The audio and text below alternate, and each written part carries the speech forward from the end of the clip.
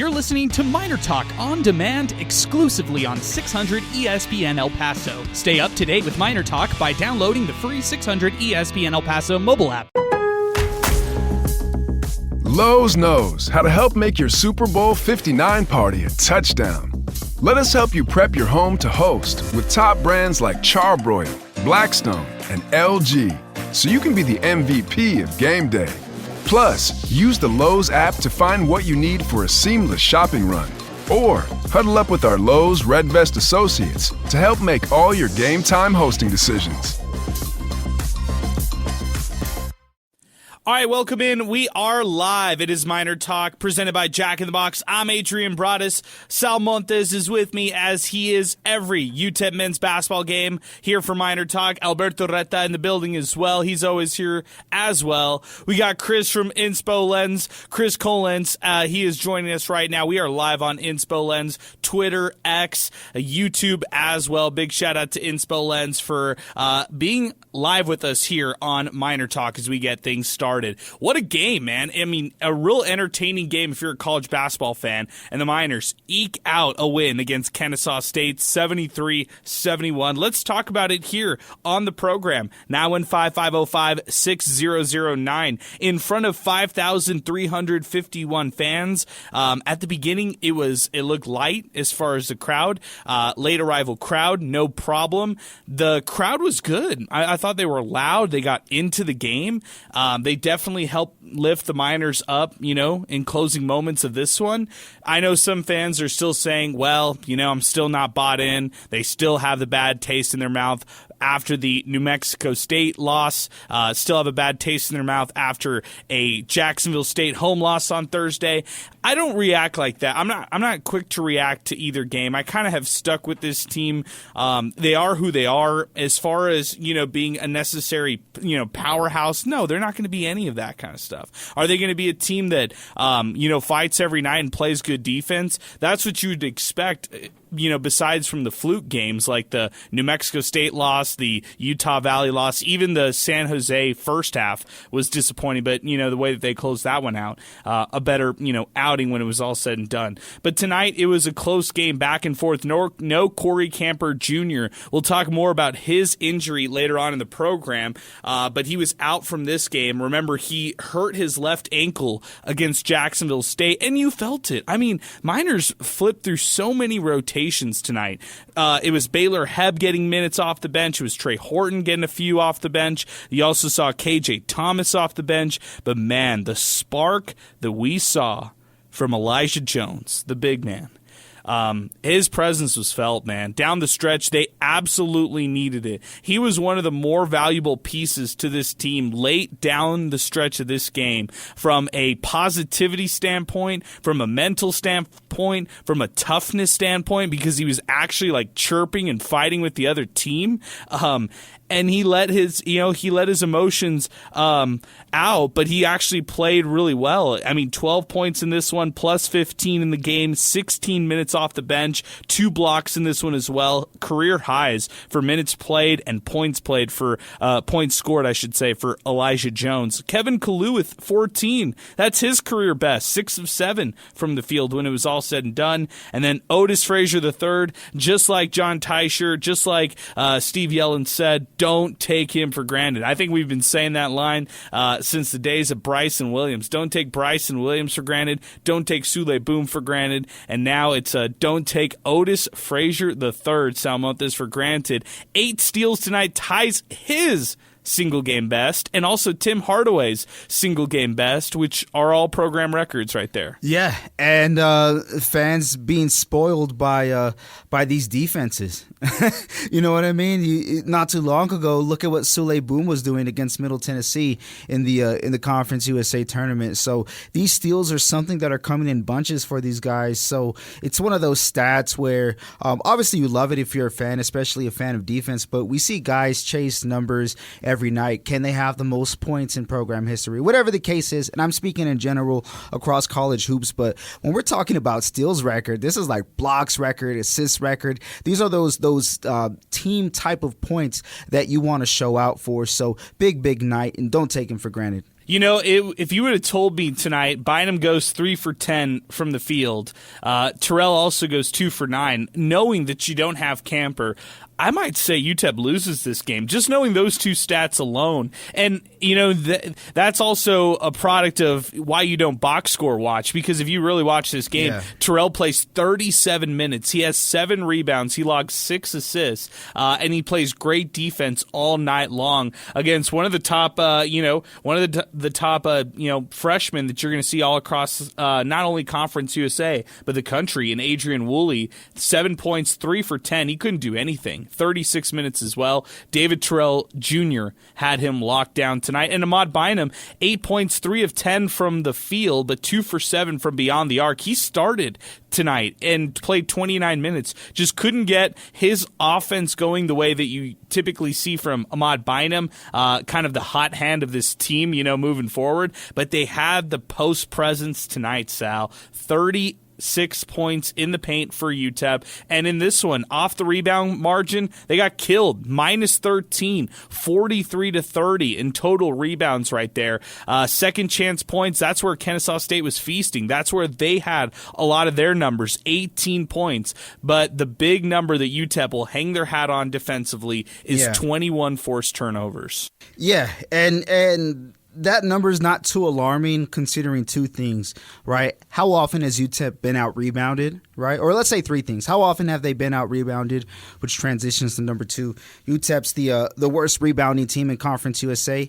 And point number three, they played against the number one rebounding team in Conference USA. So that number, just in my opinion, going into this game, it's by default. It's automatically going to happen. But can you play to your strengths, and can you do better on your strengths than you do worse on your weaknesses, if that makes sense? And they were able to make up for it with great defense and finishing. Also, too, I know rebounding, we were talking about it, but getting rebounds that matter, and they definitely were able to buy some time with that rebound by Jones in the final stages. Yeah, it wasn't just the rebound. He also made some clutch free throws down the stretch, and just played good defense, gave good energy for this team down the stretch. So loved Elijah Jones in this game. We'll get to awards later on. Big shout out to Wind Supply El Paso. They provide our Hot Hand Award here on the program.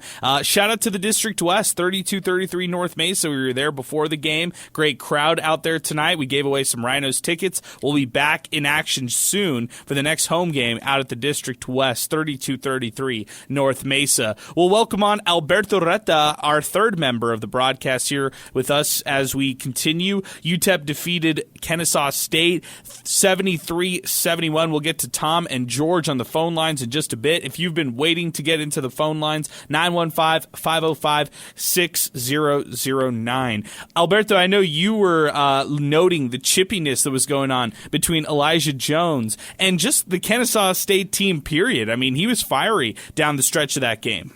He was especially going after number 25, Ronchi Gordon. But, I mean, anybody that got into his ear, he would give him a piece of his mind. So I really liked what I saw from that entire team from the Miners. They just weren't backing down, despite the fact that the game gets kind of tough for them. They continue to battle, they continue to fight, and they continue to talk. And I really like that. I really like the way they don't back down from that. And they played a great game today, and that's what I'll take away. And they did that without Corey Camper, which was one of the bigger worries coming into this game. So I like what we saw. All the takeaways are heading in the right direction right now. Well, it heads in the direction where UTEP's got a tough road swing ahead. I mean, they don't win tonight, Sal, and it's, they're 3 games on the road. And, in this next 3-game stretch, we'll get to that later on here in the program, I'm sure. A lot to dissect, but Western Kentucky, Middle Tennessee, and New Mexico State, all 3 games on deck on the road for the Miners. Yeah, you definitely want to play your best basketball, right, going into, I don't want to say meaningful games, but more meaningful games. I mean, the pressure's only going to get bigger from here on out, and these are nobody to scoff at either. It's going to be a tough stretch, and like you said, we'll get into it in a bit, but I mean, we talked about it last game where there's going to be a lot of games in Conference USA where it's going to be just like it was against Jacksonville State and just like it was tonight. And what is that? It's going to be, is it within 1 to 2 possessions in the final couple of minutes? minutes, and can you win those minutes? We just talked about the last game against Jacksonville State. They did the same thing to UTEP, to the Aggies that they did to UTEP, and that's when the final couple of minutes. That game was back and forth. It was a good game, but that's what you got to do to stay atop Conference USA and be some of the top dogs. That's win these final couple of minutes. Well, I'll also say this. For the Miners winning this game, does it, against Jacksonville State, I felt like the Miners just came out flat. I just didn't like their energy in that game, and I thought Jacksonville State was able to dictate the pace, the tempo, everything. Jacksonville State, by the way, they destroyed New Mexico State tonight. I shouldn't say destroyed, but they beat New Mexico State tonight, 65-59. That's an upset right there for the Aggies, as they dropped 2 games at home, but the Gamecocks have won 4 or 5 of their last 6. They're playing good basketball right now, so this is a tough team in Jacksonville State. Still, if you're UTEP, you can't. There's no excuse. You got to win these home games tonight. My hat's off to them. They did it without Corey Camper Jr., and now it's on to a tough 3-game road stretch for this UTEP men's basketball squad. Let's go to the phones now, 915-505-6009. Tom is first up with us, and then we'll get to, of course, George on the program and Milkman. A lot of comments to get into the program as well. Big shout out to Renee Diaz, who's listening to us from Wind Supply El Paso and saying that he votes Elijah Jones as hot hand of the game. I might have a good say here for this one right here, Renee. I appreciate you. Check him out online, windsupplyelpaso.com. Before we get to Tom, Sal, let's pause 10 seconds for station identification. You're listening to Miner Talk, brought to you by Jack in the Box here on 600 ESPN El Paso. Tom's next with us. Tom, good evening. What's going on? Yeah, heck of a game. I hope the players are listening to this. You guys stepped up big time. The players and the coach, everybody they manned up, and they're playing excellent basketball when they need to. And that was a battle tonight against a very, very physically talented team. And, without Camper, everybody did their part. How many times did the score change hands? About 6 to 8 times, something like that? That's a great question, Tom. Let me give you that exact number because I love seeing this one right here. Game was tied 6 times. There was only 3 lead changes. Get this. Kennesaw State led for 16 minutes. UTEP led for 17. It was a game of runs. Yeah. And the thing is, how many times we were used to watching, and a lot of the fans in El Paso are so used to seeing UTEP fold, whether it's even football or basketball, after we have a good half or the other team gets on a run, and we just never seem to recover. This team's got a lot of heart. They got a lot of heart. They should be very proud of themselves, and they should carry this on the road because they've got the talent to take down a lot of teams. Our turnover ratio and the number of steals that these guys get is amazing. It's making up for the lack of rebounding.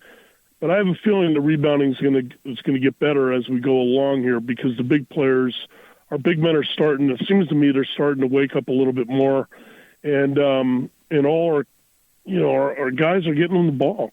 So it's anyway. That's pretty much it. I mean, these guys deserve some kudos. Last time I called in was after NMSU, and you know what? I thought they were just literally had stage fright against NMSU because it was a packed stadium. And I can't wait until we go up to Las Cruces because I'm going to be there, and we all need to bring somebody or 2 or 3 family members, and we need to get 5,000 people in that Pan Am Center. That's all I got to say. Thanks, guys. Great stuff. Appreciate it, Tom. Let's keep it moving. 915-505-6009. 2 calls to get to. We'll get to George coming up next. Then we'll keep the calls moving. 915-505-6009. One phone line is now going to be available here. If you've been waiting to get into the program, now's the time to do it. George, good evening, man. Good to hear from you. What did you think of this game? Hey, man. Sorry I couldn't make it tonight, but great to hear you guys do your thing. I thought a couple of things were going to happen, that we were going to get blown out or it was going to be a game like this where it was going to be close back and forth and whatnot. I was there, and so I was actually really excited about how loud the crowd got, although it's kind of back to I don't know what the attendance was today. 5,351, so pretty good crowd. So back to those numbers, right? But it was really loud, and I mean, I thought the officiating, how bad it was, kind of unlocked the rage of the crowd. And it got really, really loud tonight, and so that was fun. A couple things I noticed were, like Tom said, the big man. I think there was a stretch where, like, Kalu was rebound watching, and he was kind of getting work down there. He just, like, turned it up after that. It was in the second half, around 10 minutes, where he started to play a lot harder, and then Elijah Jones is just pure adrenaline injection into this team. Alberto mentioned the chirping. He never backed down from anybody, and I think that this Miner team just needs his attitude and his energy, and they really feed off it when a guy like Corey Camper isn't off. And that was my second point, finding a way to win without a leader, one of your leaders in Corey Camper. He does so much for this offense. He takes and makes a lot of tough shots, and I felt like that onus was spread out around the Miner guards that were available today. They stepped up when they needed to. And Devin Barnes got going. That was my last point. Devin Barnes is, I believe, 5 for his last 17 between the last two games. He's struggling. But he finished this game making his last 3 field goals, and they were all in the paint. So I thought he played really, really well and kind of figured a way to get himself going. He finished today 4 for 9. So, I mean, you'll take that versus his Jack State line where he was 1 for 8. So I think a great win, find a way to win against a great team. I think Kennesaw State's really, really good. They're big. They're obviously the best rebounding team in the conference. And they found a way to win. And like Sal said, play to their strengths and hope your strengths are better than their weaknesses. I totally get what Sal's saying. So I'm impressed. And so, yeah, pretty pleased with the game today. Good stuff, George. Hey, I appreciate you calling in despite you not being able to drop by. No problem at all, but you're the man for calling us in as always, man. We miss you here, but great job here with us on the phone lines. I want to say this, 2 points to George's call. And by the way, our phone number, 915-505-6009. 2 points to George's phone call. The crowd did get loud. It was because of the terrible officiating, but that's CUSA refs, and we've hashed this out over the 5 years we've done MinerTalk. This isn't just this year's conversation right here. But I like the fact that they also got into it when Elijah Jones was kind of playing spirited, and he was getting into it. When David Terrell was getting emotional, and he was getting into it. And same with Otis Frazier III. Like, he had some emphatic plays down low, and the crowd was really getting into it and feeding off of that. So, Sal, the second point I'm going to say is something that you texted into the program, and something to George's point, this Kennesaw State team is pretty good. How surprised would you be if they had played in the CUSA championship game? I'll say this, just based off of the last decade or so, and also superstition, I'd be more surprised if UTEP is in there than Kennesaw. Kennesaw looks really good. I know they lost today, but they've been they've been on a roll in conference play, and also too when it comes to just the sheer amount of talent that they have, led by a freshman, and they also got a win over then ranked Rutgers team. Earlier this year, I think it was the first week or two. So this is an extremely athletic team, a team that's due to Conference USA, a team that, although they lost and looked solid, they're going to be a lot better come March. That's a guarantee. Now for UTEP, I do think they are the better team, but just superstition tells me don't believe it. I hear what you're saying. I'd still take reverse UTEP. psychology. I'd still take UTEP. I'd still be really surprised if Kennesaw State actually made the CUSA championship game at this point. It's a testament to where they're at, though. It's a good surprise, right? Like they've done this. They've actually overachieved because when the season started, or before the season started, they were picked dead last in the CUSA preseason polls. So this Kennesaw State team is much better than last. And speaking of last, Sam Houston State is currently last in CUSA right now. They are 1-7 in CUSA. They're not necessarily a bad team, so it just tells you where CUSA is at right now. 915-505-6009. Next up with us is our pal, Milkman. Milkman, good evening. What's happening, man? Hey, good evening, gentlemen. How's it going? It's going well, Milkman. What'd you think of tonight? Well, I got to tell you, so my dad wasn't feeling up to going out there tonight, so we watched it on TV. We're planning on being out there next time.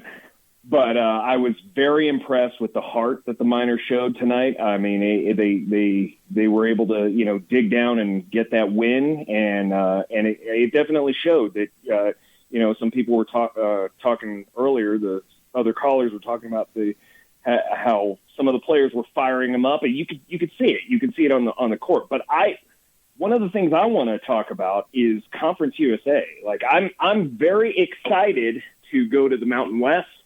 But I gotta say, if you were to ask me before this started, which two teams would have probably been the easiest, trip, I would have said, Jacksonville State and Kennesaw State.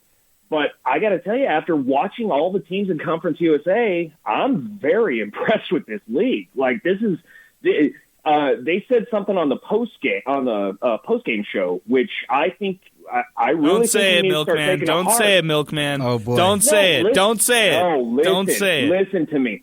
Where is it written in stone that we are a one-bid league? There is a stone somewhere. There isn't, but I saw it. Selection Sunday will prefer a power forward team with money. A team in the SEC who has no business being in the NCAA tournament. They will prefer them over a CUSA team who is maybe 20 wins and has 7 losses, whatever that is. They will prefer a mediocre Big 12 team. They'll prefer a mediocre Big 10 team over a deserving, second or third place CUSA team, or maybe even a regular season champ who can't make it because of the CUSA tournament.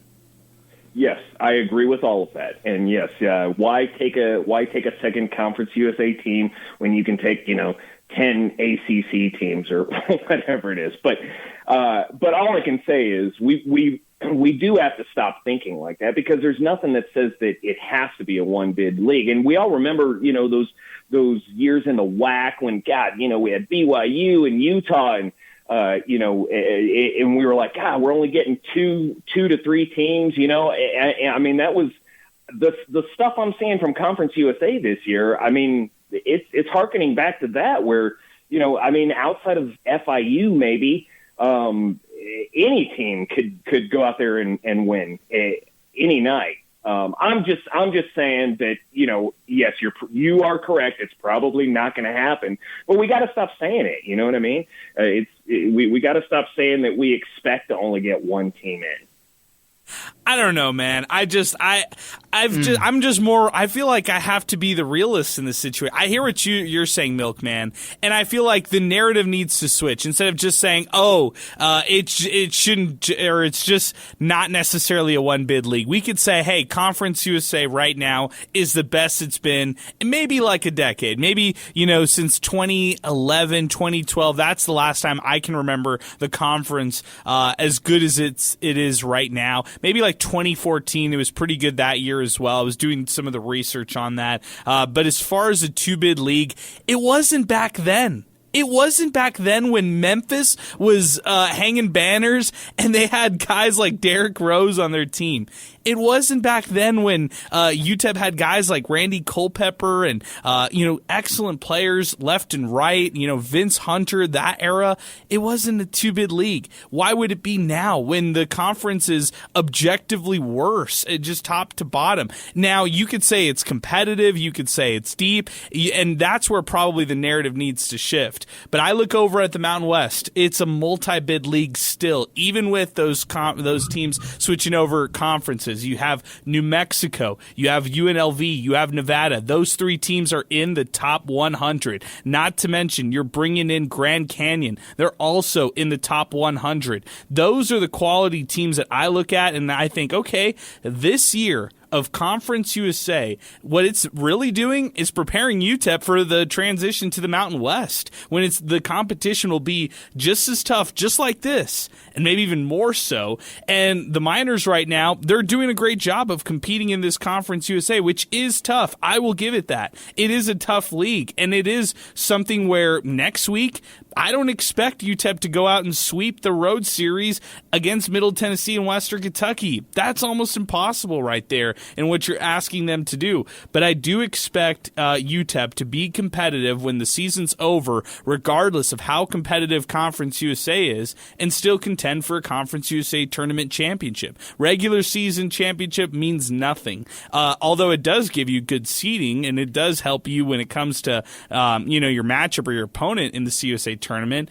Sal, I just have a hard time agreeing with that we can't say that it's not a one bid league. It really is. Even when it was, even when there were strong seasons at a Conference USA, even when Florida Atlantic was ranked in Conference USA, you always have that fear in the back of your head because of how underrepresented Conference USA, and some would argue misrepresented, right? Like they'd say, hey, it's unfair that Conference USA is treated this way. It just is what it is. It's more politics than anything else, and it's not a Conference USA thing. It just is a mid-major thing. Yeah, and they're gonna pick a school with a bigger alumnus, bigger fan base, so to speak. And don't be surprised if that school just happens to be in the region that that a deserving team gets snubbed out of. And I'm glad you brought up FAU because I want to take it back to 2022/23, the year that they made it to the Final Four when. It was their last year in CUSA, but they finished the season 35-4. Second best team in the conference by standings.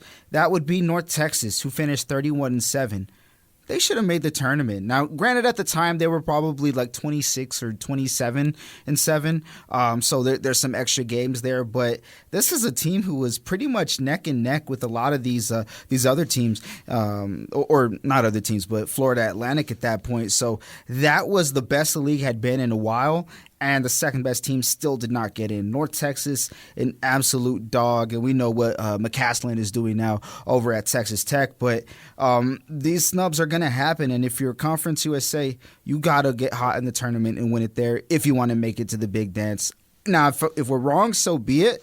We want that, but just history shows us not only is it not kind to Conference USA, it's not kind to a lot of mid-majors out there. Really good point, Sal. The total number of teams outside, or I should say, in the top 100 in the Mountain West right now is 5. UTEP, or I should say, Conference USA has 2 in the top 100. Liberty checking it at 84 by the net this past week, and Middle Tennessee 95 per the net ratings, and that was just this past week. Alberto, I'll let you weigh in on this right here. Are we way off?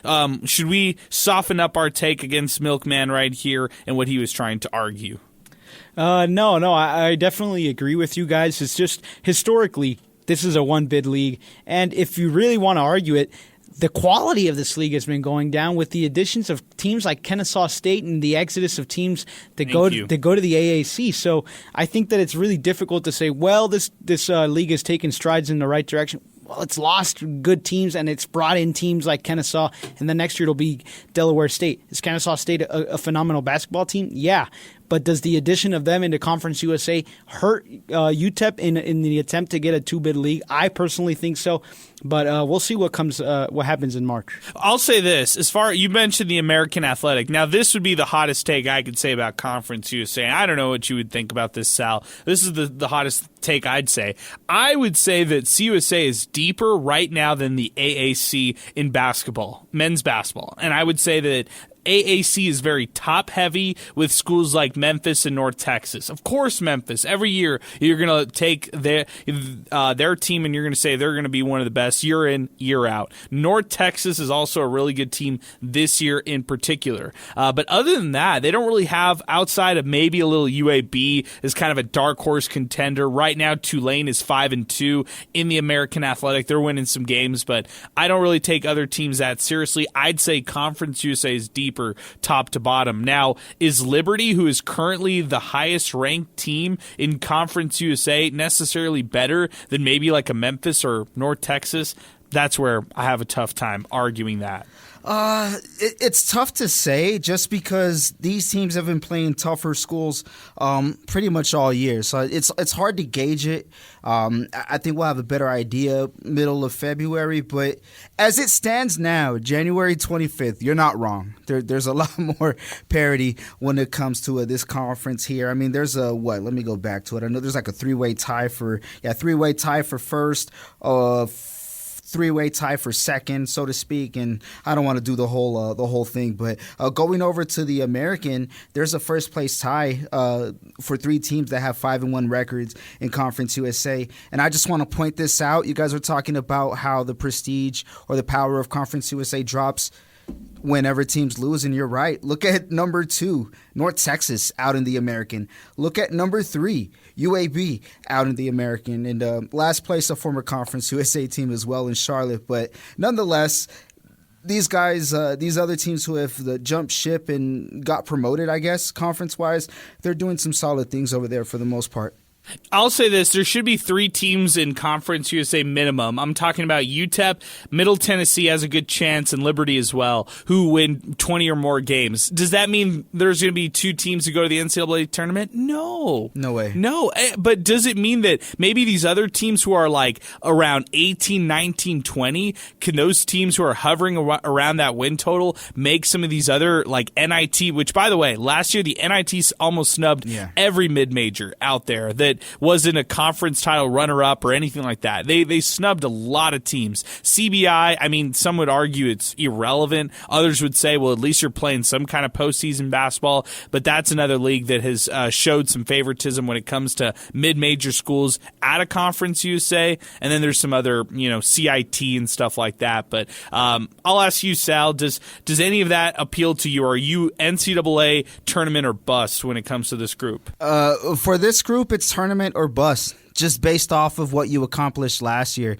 You're 10 minutes and 33 seconds away from from punching your ticket or having the best chance to punch your ticket, and they didn't come through there. That's not only is it the expectation that I have, which is counterproductive to what I said earlier, superstitious, but these are the expectations that the team has. You know what I mean? That's what that logo, that's what that motto represents, that 1033. That's really all that needs to be said. Yeah, the last thing, because we went on a long tangent here, and I apologize to Brian, who's been waiting with us. The last thing I'm going to say to this is NCAA tournament appearance or bust. The bust doesn't tell you like, oh, this was a failure of a season. I still think that they're finding a lot of successful points of this year. There have been setbacks. It feels like when they've taken a couple steps forward, they take steps back. And, I think they've acknowledged that too. I've liked how this team has responded to adversity, has responded to things like injury. So those are all positive things. But at the same time, the goal of this season is to win Conference USA and win the tournament, not necessarily the regular season, but win the Conference USA tournament in order to punch your ticket to the NCAA tournament, something that they were very close to, just like Sal said last year. All right, back to this game. UTEP defeats Kennesaw State 73-71. Let's get back to it. 915-505-6009. Long tangent, but it's a good subject, and we've got a lot of other points to hit on here tonight before we wrap up the show. And we do want to get to our awards here later on as well. So big shout out to our hot hand of the game, brought to you by Wind Supply El Paso. Brian's next up with us. Brian, good evening, man. What's going on? Hey, how y'all doing? Brian, we're doing well. How are you? I'm doing great. It's a great UTEP win, man. At first, I was getting really upset with Golding for the decision to keep Baylor Hebman while we had KJ Thomas on standby. But after you put in KJ Thomas and used Elijah Jones a lot more, the game got so much better. The zone was rocking. I haven't been to a game since the Sam Houston game, but it was rocking more than that, if you ask me. Really enjoyable game for the most part, and really good stuff from the Miners. It's a great way to rebound from that dud that happened on Thursday. It was. Where do they go from here, Brian? How many do you have them winning of this road stretch? It's kind of tricky to say. I say like they go around 500 maybe on the road, and then we close out strong to go to the CUSA tournament. Now, I'm kind of not a fan of the NCAA tournament or bust because how tough CUSA is this year. When you got teams like Middle Tennessee, Jacksonville State, and even MSU when they're not fraudulent, but still, it's going to be a really tough league when the tournament comes around in March.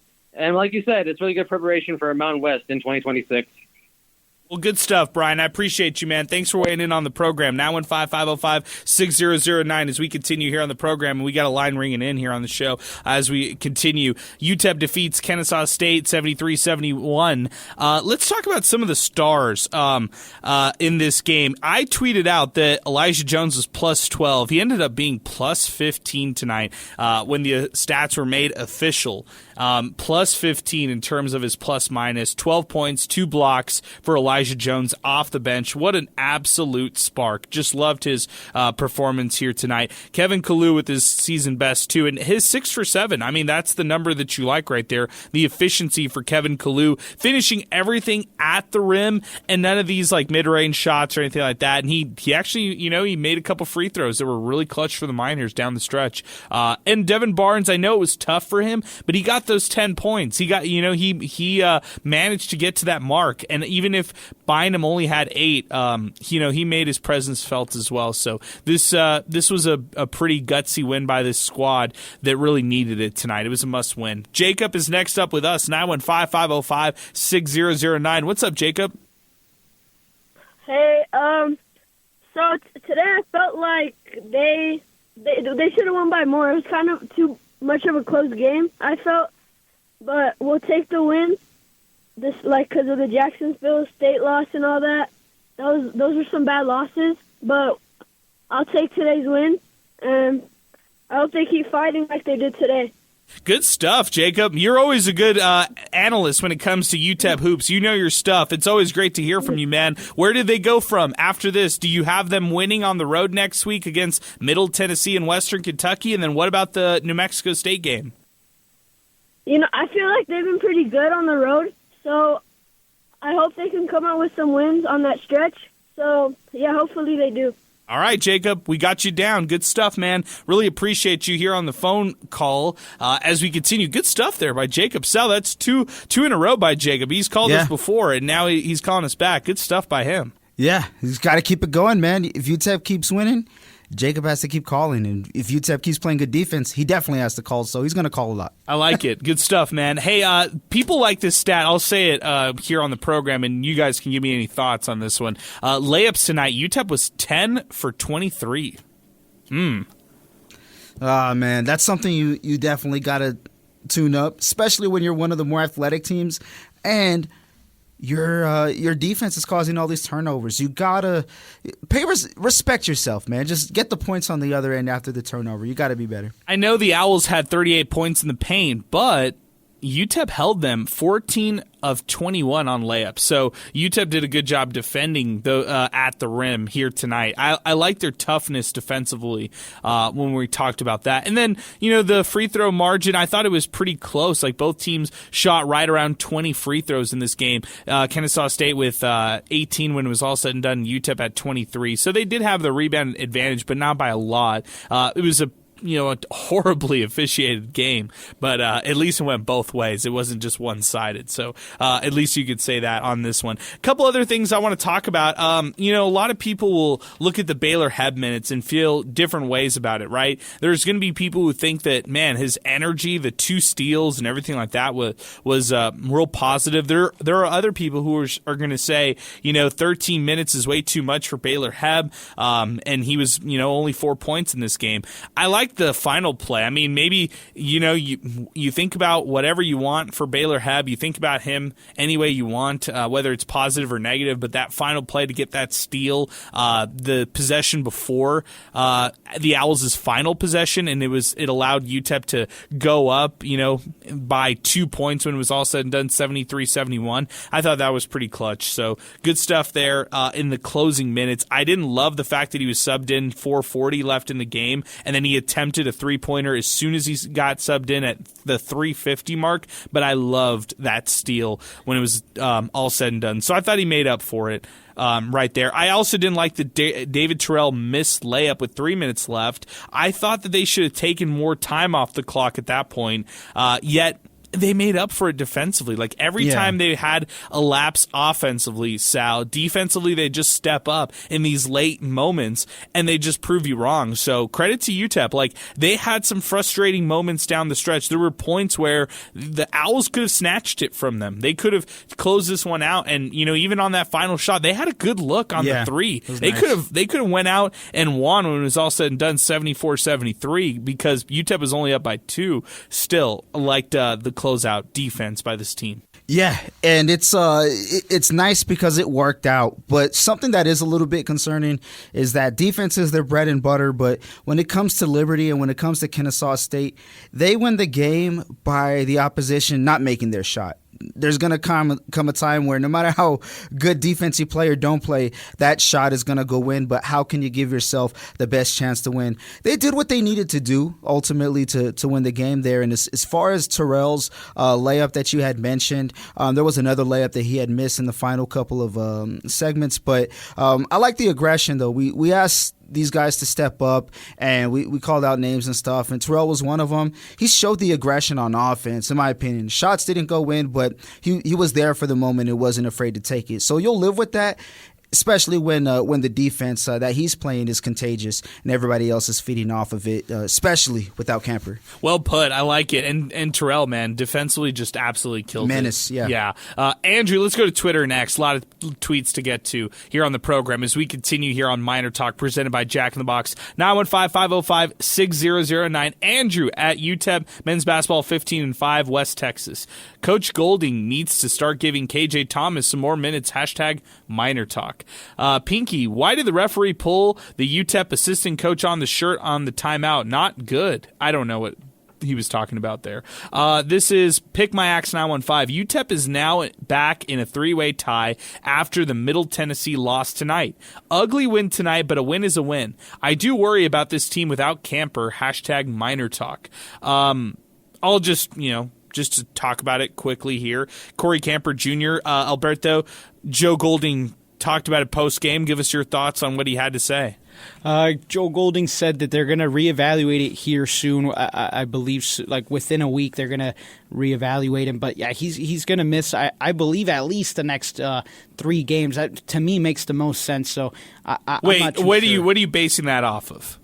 I mean, you're going to get him going in the middle of a 3-game road streak. You think that's a possible? good point. That's a really good point. Like, yeah, I mean, I don't know if they manage him through this 3-game road stretch and they try to ease him back in when they're back home against Florida International. That would be like more of a speculation right there. But at least for right now, what the coaching staff is telling us is a reevaluation on that left ankle. He was in a boot, he was in street clothes, and he was obviously bummed that he couldn't play in tonight's game. But you feel for Corey Camper Jr., who's been as durable as it gets. He's as healthy as it gets, and now we hear that he'll be reevaluated in a week. That tells me that Middle Tennessee and Western Kentucky is almost a no-go. Like that's probably no. I'd probably say a 99% right there. NMSU, I don't know. Let's well, I guess we'll reevaluate next week, and then we'll reassess next week and talk to the coaching staff to see what it says. But Sal, what do you think about that statement right there by Pick My Axe 915? I do worry about this team without Camper. I don't know. I mean, they responded well tonight, but even with Camper, they're going to be in close, tough games. I mean, we saw what happened last game, right? Especially against Liberty, too. They did get the win there, but they were able to escape that arena with the win. So they're going to be in close games with him. They're going to be in close games without him. You obviously feel better about your chances with him there, but tonight, a close one that they were able to squeak out. So it's next man up, man. That's why you recruit these guys. You got to get them in the best position possible. And this is a team that's already guard heavy, so that gives you a little bit more hope because there's a lot more guys who can, I don't want to say fill his shoes, but who can be in his position on the court. So I mean, it's hard to say, man. We'll see. We'll know more about it after the Middle Tennessee game for sure. This is Enrique Ortiz. It's popping here at the Don Haskins parking garage. You can hear everyone chanting, cheering, and having having a great time celebrating the Miners. The dawn was loud. It reminded me of the old days. Poncho chimed in, toughest game by the UTEP men's basketball team. The team showed a lot of character, wondering why Hamilton didn't play the second half, hoping they can show up like this for the rest of the season. Manny David, good home split for UTEP men's basketball. A sweep would have been definitely better, but hey, look who's tied for first. Hashtag 5 more to go. By the way, I'm all in with this team, whether they make the NCAA tournament or not. Still hoping they go on a hot winning streak come March. Good stuff, Manny. Appreciate that. Texan till I die at UTEP Milkman. Way to dig down and get the win tonight, Miners. UTEP moves into a tie for first, and CUSA picks up baby. Hashtag MinerTalk. Hashtag more than a one bid league. Milkman will stand on that, and I appreciate him for standing on his opinion. Good stuff, Milkman. Thank you.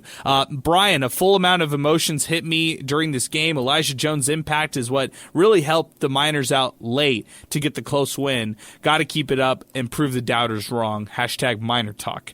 David Castro, good win in UTEP men's basketball. The only negative I have are the easy buckets and rebounding. I also worry about body language throughout the game, the energy. Elijah Jones is the only guy I see consistently keeping his head up even after mistakes. You know, I loved the Joe Golding answer about the mistakes and like David Terrell. Like Joe Golding was talking about how it's like Terrell cares so much that sometimes he has like hands in his head, in his face, or he gets mad and frustrated off a play, and it's because he cares so much and he like wants every play. I don't think it's bad body language by him because I truly believe he's engaged every time. It's just kind of who he is. He wears his emotions on his sleeve, and I like it. I actually like the fact that he plays with so much passion like that. Trey Pollitt. Great hard-fought win against a good team. Jones stepped up big tonight. Conference USA is tough this year. I agree. At Sad UTEP fan, I'm sorry. This doesn't make me feel any better about this team's chances of winning the tournament. I did like the fight, but come on. This is a home game. Another slow start and another double-digit rebounding margin. Sorry, but I'm still very skeptical. And that's fair, Sad UTEP fan. It's fair to feel that way. Manny David, good. I already read this one. This is Daniel Gonzalez. I thought the loss of Corey Camper would be too much for this team, but they proved me wrong, and I give them credit. I still think this loss will be huge down the road, and I can only hope that they make a run in March when he comes back. Tristan Pence, very hard-fought win for the Miners. I was very impressed by Kennesaw's talent. Elijah Jones was the difference maker tonight. Several players came off the bench for UTEP and made big plays. That made up for the absence of Camper. Let's hope Corey makes it back soon. This is Chris Banks. Can we get Rutang to call in and tell us what Coach Golding said to him after the game? He was very animated. I didn't see that. I don't know what you're talking about there, but good stuff there, Chris. I appreciate you. 915-505-6009. That's how we continue here on the program. 600 ESPN El Paso on Twitter and X. Like Rick Villavala, who just chimed in and said, awesome win. This is Pick My Axe 915. Better than I thought. We've been dominating Conference USA for a while in attendance, it seems, and that's what he was saying. And then this is Snappy saying not bad at all to the home attendance of 5,351 when it was all said and done. So good comments right there. This was Gerald Hitter. Told you the other game, Elijah Jones needs to be in the game. Energy, baby. Everybody likes his energy, Sal. That's the big thing for Elijah Jones right now. You know what's funny is obviously I'm excited because I have him on my team. Two guys that I have on my team went off, and the other one didn't because he wasn't in the game. So I like my chances there. However, I mean, it's interesting, right? Because we love the energy, we love the fierceness, and I'm on that side too. You know what I mean? You're either with it or you're not. However, we've seen BS texts get called just because guys are I don't want to say taunting, but they're hype after a dunk. They make a play. Animated. They're animated. There we go. And the refs tee them up. So who's to say that if the ref did call that tech, we'd have people calling in or tweeting, Jones needs to keep his cool. This is ridiculous. So, these are Conference USA refs, man. They're at home. That's probably why they didn't call it. But do got to be careful there, especially with these guys. But, however, all that to say, bring it, man. you got to play this game with emotion. People have been wanting more energy, more emotion, and it was right there. Yeah, keep that same energy. Just keep do that it, man. same Yeah, energy, for sure. 915-505-6009 as we wind down the show here on the program. Let's get to some of our final thoughts here on the show, guys. Let's talk a little bit. Let's go around the room just talking and outlining these next 3 road games. So, Alberto, I'll start with you. 3 in a row. It's Western Kentucky first next Thursday, January 30th. At Middle Tennessee on Saturday, and then at New Mexico State. How do you see these 3 road games as the Miners right now 15-5, 5-2 in CUSA? This is a litmus test here for the UTEP Miners, and honestly, I hate to be this guy, but I do see them dropping that first one against the Western Kentucky Hilltoppers. They don't have Corey Camper Jr. It's the first game of a road stretch. It's going to be a difficult game, but I do expect them to win out those next 2, right, against Middle Tennessee, and you got to take it to NMSU. Your fan base is almost demanding it of you, so that's what I'm expecting from this team. Yeah, that's a tough task right there to live up to right there. Sal, we'll go to you. 3 games on the road, starts off at Western. Thoughts on just these 3 games? You know what? I'll say this before I even begin. With New Mexico State, I had it as a split, so by default, I got to say they're going to get that one. So even though that's last, I do think that they get past Western, but eventually lose to Middle Tennessee, so a 2-1 stretch. Okay, a 2-1 stretch. Man, that's a pretty good stretch right there for the It would team. be great, yeah. I'm just going to say this, and this might be, unpopular to some, and some might roll their eyes, especially the skeptics. I think winning one of the 3 is a positive. I really do. I think this is a tough league, tough to win on the road, tough also to do this without Corey Camper Jr. I think this upcoming road stretch is going to be tough, man. I could see them dropping these 2 and maybe winning an emotional game against New Mexico State. So I'd probably say, and that's me with lower expectations, thinking that no Camper for Western Kentucky and Middle Tennessee. And, there are others who could argue, well, if they made it today and they beat Kennesaw State today without Camper, could they do it on the road? Maybe they can. Let's see them prove me wrong. It's going to be a tough 2 games here, and I just don't see them winning either of them. Maybe I'm wrong here, but I just think it's going to be a tough 2-game stretch. These road games are tough, and I think they can come home and beat New Mexico State in an emotional game in Las Cruces Saturday, February 8th. We'll see what happens. Either way, Miners are 15-5. They're in good shape. Even if they lose these 3 games, they'd be 15-8, 5 in CUSA. It wouldn't be the end of the world. That's what I'm trying to say. Let's go back to the phone lines right now. 915-505-6009. Back to the phones we go. And then a couple messages that we also need to get back to as well. Rick from the West Side is with us right now. Rick, good evening, man. What's going on? Hey, guys. Thanks for taking my call. How y'all doing tonight? Doing great, Rick. How are you? My blood pressure came down finally from that game, but I was just sitting there and I was just so upset. And I'm sure a lot of people were who've called in and chimed in about the rebounding. Rebounding is just, I don't know if it's ever going to get better, but it has to get better. It has to be emphasized. You can't be a poor free throw shooting team and a bad rebounding team and expect to get far in this conference. I don't know if I missed it. But why didn't Hamilton play in the second half? I don't know why. I thought he brought energy, a defensive presence, and I thought he was the only one really crashing the boards in that first half. But that's just my observation. But I was like, where's Hamilton in the second half? Because he didn't play. I don't even think he played him in the second half. So was this by strategy, Rick? Now I'm just looking at this more like in the patterns, because last game, Elijah Jones had a good first half. He didn't play any of the second. And then this game, Derek Hamilton has the good first half, and he doesn't play any of the second half. So was this more by design? Was this a game plan strategy that they went to throughout the week? I don't know. Yeah, who knows? But overall, great win. It's a gritty win. And just a quick prediction, I think the next 3 road games are going to be tough, but I can see them going 2-1. That's being optimistic. But nice. Okay. Good stuff, 2-1 Rick. would be great, though. Thanks for taking my call, guys. Good stuff, Rick. Appreciate you, man. Thanks for weighing in. Daniel Gonzalez, just because a conference is competitive within itself doesn't mean it's a great league. Great way. Really good point right there, Daniel. I like that a lot. Also, Adam Ortega chimes in. One of my huge worries is scoring droughts and our half-court offense.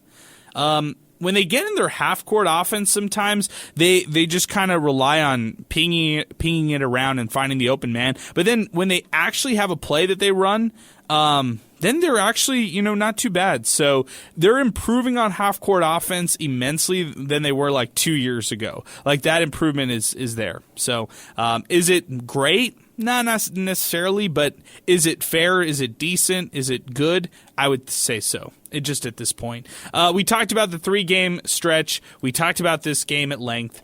Guys, I think we're starting to wind this one down, and it's been a good show here on the program tonight. I appreciate all our listeners chiming in. We appreciate everybody who subscribes to us on our podcast channel and doesn't listen to us live, but listens to us after the fact, or listens to us live and after the fact. So we appreciate them in a big way. If you haven't checked out MinerTalk On Demand, we're available wherever you listen to podcasts. Thanks to Sal Montes, our co-host here on MinerTalk. He's the one who posts all the podcasts and makes it so where you can listen to it almost as soon as MinerTalk is over. Like the podcast is up pretty quickly, and that's a big shout out to Sal Montes. He makes that happen every time. Big shout out to Jack in the Box. It's the perfect spot before and after every game. Jack in the Box, they've got 15 locations in El Paso and Las Cruces. They've got breakfast, lunch, dinner. They're open 24/7, 365, and I love Jack in the Box here as we continue. Also want to give a big shout out to the player of the game tonight, guys. Don't take him for granted. It's Otis Frazier III. 8 steals tonight. That ties a program record, which, by the way, he tied last year, and Tim Hardaway initially set back when he was playing here for the Miners. But 8 steals tonight, single game record. That ties it for the Miners. He almost broke it tonight, which would have been really cool. 38 minutes of action, 5 rebounds, 3 assists, 6 for 14 from the field, and 17 points for Otis Frazier III, Sal. This guy, we do not take him for granted. No, he does everything right. He plays defense at a high level. He's, he's very respectable in physical style of play, and he gets buckets at the same time. He passes, he gets steals, can get rebounds as well. He's a do-it-all, so don't take him for granted, man. He's in that don't take for granted category. By the way, real quick, before we move on, we got to come up with a don't take for granted all-time team. But yes, not all-time. Let's say last 10 years or so. Let's say since MinerTalk was reborn, what is the top 10 don't take for granted team? Okay, so number 1 is Bryson Williams. Don't take Bryson Williams for granted because that's where it kind of all started. And then it's got to go right into Souley Boum because that final year of Boum, I felt even that second year of Boum, because the second year of Boum, he was the leading scorer, not Williams. Everybody was keying on Bryson, but that was the big don't take Souley Boum for granted, the final year, a.k.a. the first year of Joe Golding. After that, I'm not going to say, like, Tay is a great player. He's not in that category. Otis Frazier III is in that category. There for sure. Yes, he's in that category for me. Don't take Otis Frazier III for granted, because when do you get an Otis Frazier III? A guy who's going to be relentless on defense every single night. He doesn't just pick and choose. It's every single night this guy is relentless on defense. That's what makes him a one of one. And I feel like the don't take this guy for granted makes you kind of a one of one. Bryson Williams had the great offensive low post presence that he could show out there. And then he could hit the 3-pointer every so now and then. Souley Boum was just the absolute bucket getter. He could just, buckets were for sale, and he was selling and buying all the time. But Souley Boum was the man when it came to all that kind of stuff. That's why you couldn't take a guy like him for granted. And then Otis Frazier III, mainstay on defense.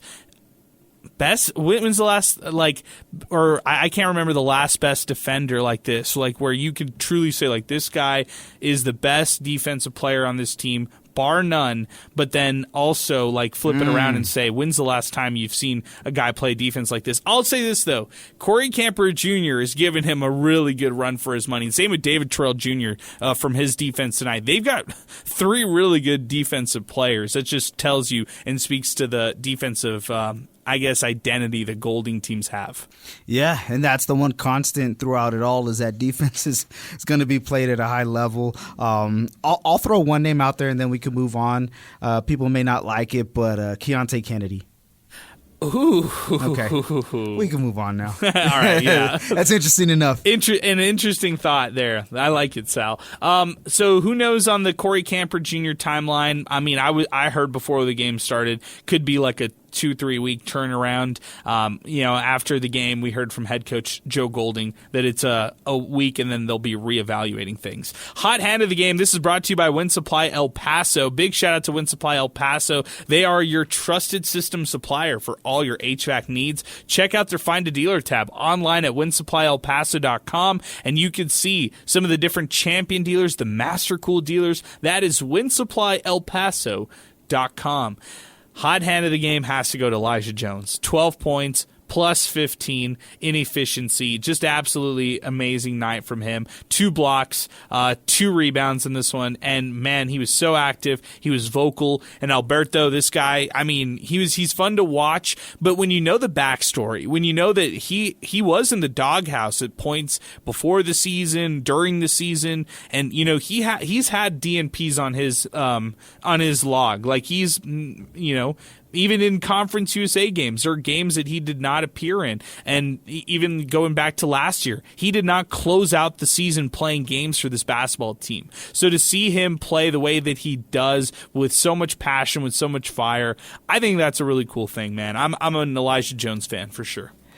Most definitely, Elijah Jones finishes with 12 today, and he gets to play that second half, not unlike last game. So, yeah, Elijah Jones, like we said earlier, also doesn't hang his head. He's not there with the negative body language. He's there making sure guys can see that he's going to try his absolute hardest the whole way through it, and you got to love that. I hope that he can build off of this, and maybe next time Derek Hamilton can also get a little something. But, yeah, I love the way when the team needs him, Elijah Jones, he's not saying, hey, no, you didn't play me. No, he's getting in there, and he's giving that team action. 12 points today. I loved Elijah Jones. Okay, Sal, like pinch me if I forgot this one, but I really did forget this one. He's a sophomore. Yeah. I mean, how awesome is that? However, we know what day and age this is, and I mean, he did return. Who's to say that he comes back next year or doesn't? We don't know. This is the way college basketball is now. But him coming back says that, to me at least, says that he believes in himself under Golding. He believes in himself in general, believes in the team, and he's not the only one who came back as well. So he's on a mission along with everybody else who returned, everybody else who joined, and that's to make a big run in the conference tournament. So that's what you want. We asked somebody to step up, and he threw his name in the ring, jumped in there. Yeah, real impressive for Elijah Jones. So good stuff by him. Hey guys, I think that's how we're gonna wrap this one up here on the program. It's been a good one here on Miner Talk. Special thanks to Inspo Lens for broadcasting our entire show on Twitter and X Live and on YouTube Live as well. Special thanks to everybody who chimed in as well on the program, and UTEP getting a 73-71 win against Kennesaw State. We'll be back in action next week. It's Western Kentucky and the Miners. That's Thursday, January 30th, and we'll have it for you right here on 600 ESPN El Paso. But for Alberto Reta, for Sal Montes, I'm Adrian Broadus. We are signing off tonight and saying so long, and thanks for listening to Miner Talk here on 600 ESPN El Paso. Hello, my name is Jorge Gaviria, and I'm the founder of Macienda. We partner with farmers in Mexico to bring heirloom corn products to every kitchen. With my Spark Cash Plus card from Capital One, I earn unlimited 2% cash back on every purchase. And it has no preset spending limit, which means my purchasing power adapts to my business needs. My Spark card helps me fulfill my mission of bringing masa to the masses. Capital One, what's in your wallet? Terms and conditions apply. Find out more at CapitalOne.com/SparkCashPlus.